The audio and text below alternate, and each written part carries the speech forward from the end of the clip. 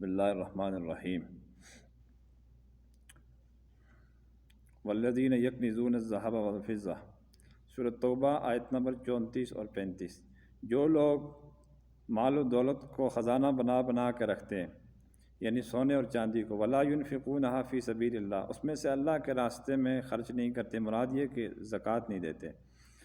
تو آپ صلی اللہ علیہ وسلم ان کو دردناک عذاب کی خوشخبری سنا دیجئے۔ یوم یحمى علیہ فی نار جہنم، یہ عذاب دردناک ان کو اس دن ہوگا جس دن یوم یحمى، اس دن تپایا جائے گا اس سونے اور چاندی کو، جمع کی ہوئی مال و دولت کو، فی نار جہنم، جہنم کی آگ میں، فتکویٰ بہا جباہہم، ان کی پیشانیوں کو پھر داغا جائے گا، وجنوبہم، ان کی پہلوؤں کو، وظہورہم، اور ان کی پیٹھوں کو، ھذا ما کنزتم، عذاب دینے والا فرشتہ کہے گا یا اللہ تعالیٰ کی طرف سے آواز دی جائے گی کہ یہ تمہارے جمع کیا ہوا مال ہے، دولت اندوزی ہے یہ تمہاری، فذوقوا ما کنتم تکنزون، اپنی دولت اندوزی کا مزہ چکھو ابھی۔ تو یہ جو آیت مبارکہ ہے، یہ مطلب میں آپ کو یہ بتاؤں کہ جب نازل ہوئی تو صحابہ رضی اللہ عنہ اجمعین بہت پریشان ہوئے، کہ کیونکہ اس کے اندر یوں سمجھ آ رہا تھا، صحابہ کو یوں سمجھ آیا کہ یہ